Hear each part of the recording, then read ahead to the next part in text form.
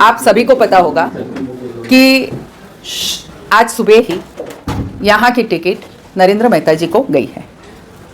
3 दिन पहले तक, 3 दिन नहीं 2 दिन पहले तक भी मुझे ये विश्वास पार्टी के वरिष्ठों ने दिलाया था कि ये टिकट आपकी है और आपको ही मिलने वाली है।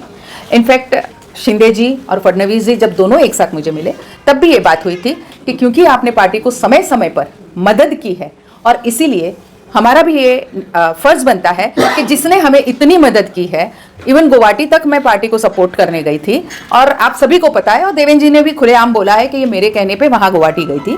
तो इतना सब मदद करने के बाद कहीं ना कहीं ये बहुत खेदजनक निर्णय हुआ है कि ये टिकट मेहता जी को देके, यानी मुझे ना देके, वायदा होने के बावजूद मुझे ना देके वो मेहता जी को दी है। लेकिन शायद ये किस वजह से दी गई है ये मुझे नहीं मालूम। आज सुबह भी फडणवीस जी ने मुझे फ़ोन करके कहा कि कोई मजबूरी थी। मैंने भी उनसे पूछा कि अलग अलग खबरें जो हमारे सोशल मीडिया पे आ रही है तो मुझे आप मजबूरी बता दीजिए ताकि मैं भी लोगों को कह सकूं कि ऐसी क्या मजबूरी थी। पर उन्होंने वो कहा नहीं कि क्या मजबूरी थी, बस उन्होंने इतना ही कहा कि मेरी मजबूरी आप समझ लीजिए और हमें ये निर्णय लेना पड़ा। लेकिन निर्णय बहुत खेदजनक है क्योंकि उन्होंने बार बार मुझसे ये अश्योरेंस किया था कि भाई आप ही लड़ने वाले हैं हमारी पार्टी की तरफ से।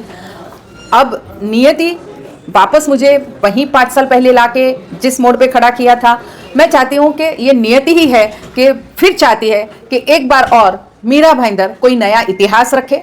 और वो बिल्कुल, मुझे हमारी जनता पे विश्वास है। आप देख रहे थे कल मेरी रैली निकली थी और कितनी बड़ी तादाद में सब लोग मुझे समर्थन अपना बताने आए थे। बड़ा हौसला मेरा कल भी बढ़ा।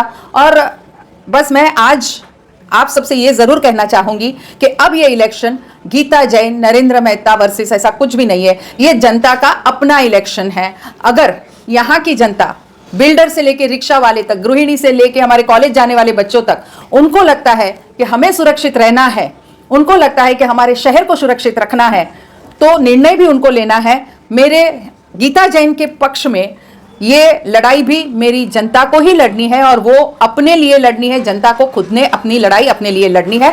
ये आज का मेरा विश्वास है कि जनता जरूर इसे अपना इलेक्शन समझ के लड़ेगी।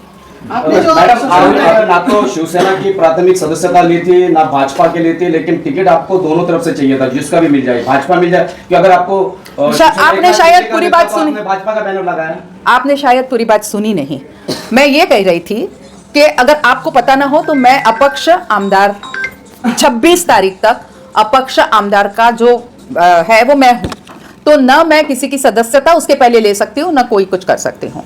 हाँ, टिकट उन्होंने बुला के मुझे वायदा किया था कि आपकी मदद के हिसाब से बिल्कुल टिकट आपको मिलनी चाहिए।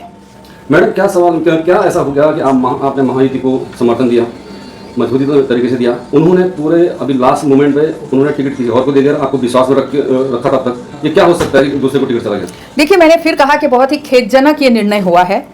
एक बार और भी कही कि उन्होंने कहा कि ये मेरी मजबूरी थी।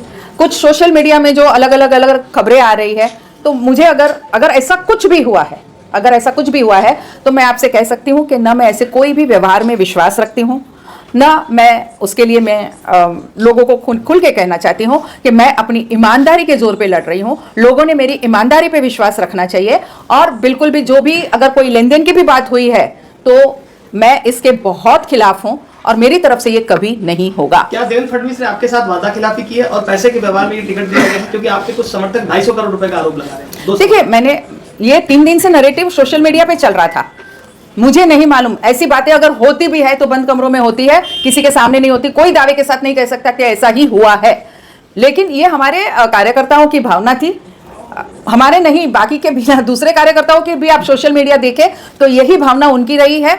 लेकिन मैं फिर भी कहूंगी कि जो भी निर्णय हुआ वो बहुत खेदजनक निर्णय हुआ है। क्या आपके साथ वादा खिलाफी किया देवेंद्र फडणवीस ने? तीसरी बार ऐसा हो चुका है, आप उनके कहने पे बोल सकते हैं ऐसा ही हुआ। मैडम, चर्चा है शहर में कि गीता मेहता की लड़ाई चक्कर मुजफ्फरनगर जीत जाएंगे, तो इसमें आपकी जीत का रोड मैप क्या है? मैं नियति पे विश्वास रखती हूँ। मैंने फिर कहा कि मेरा इलेक्शन जनता लड़ रही है, अपना समझ के लड़ रही है।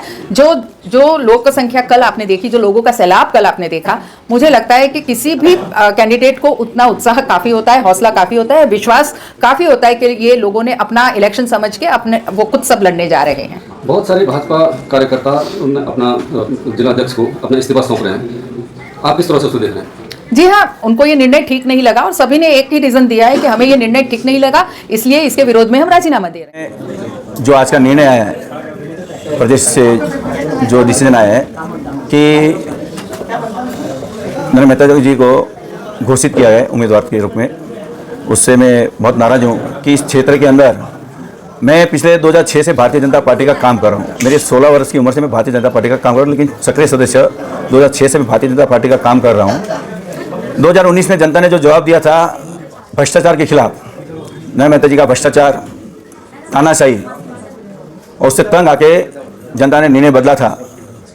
लेकिन जिस क्षेत्र के अंदर गीता जैन आमदार बनने के बाद 5 वर्षों में जो काम किए, लोगों के साथ जो प्रेम जोड़े, और जिसे अभी गीता जी ने बताया, अगर इतना समर्थन देने के बाद, विश्वास देने के बाद अगर पार्टी टिकट नहीं देती है तो भाजपा के, मैं अकेला नहीं हूँ, मेरे साथ जुड़े जो लगे 2000 लोग, हम आपको माहिती दे रहे 2000 लोग सक्रिय सदस्य, प्राइमरी सदस्य पद से भाजपा से रिजाइन करने जा रहे, क्योंकि हमें बहुत दुख हुआ है कि मेरा बंदा एक निष्ठावान ईमानदार आमदार को टिकट ना देते हुए एक भ्रष्टाचारी को टिकट दिया गया है, जिनका लेखा जोखा सब ने देखा है, आप सभी को पता है। तो मैं इससे बहुत आहत लगी मुझे, और मैं मेरे सारे पद से भाजपा के रिजाइन दिया है।